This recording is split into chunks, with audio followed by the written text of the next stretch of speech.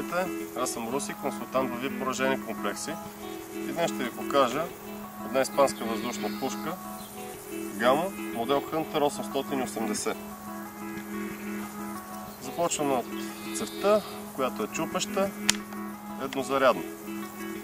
Изключително лесно се борави с нея, за разлика от други модели, от други производители, при които след 10-то зареждане ръката изключително бързо се уморява.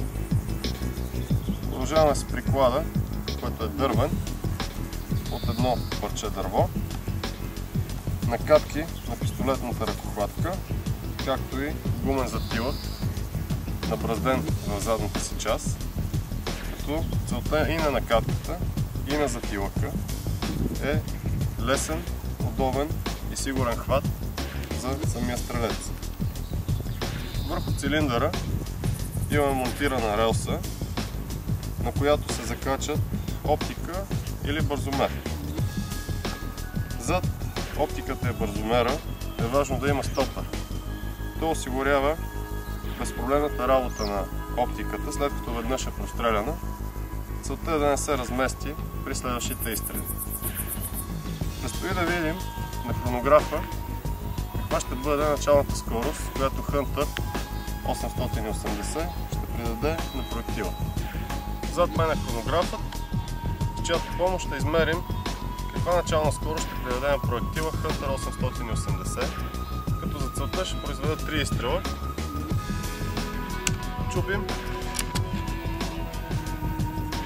зареждаме, дезактивираме предпазителя и първи изстрел.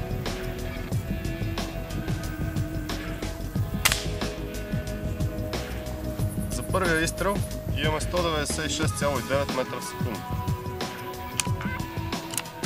Зареждаме за втория.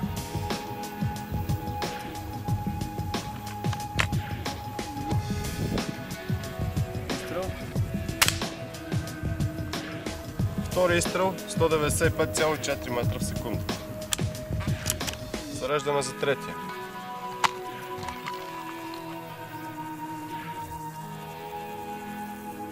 Предстои изстрел. –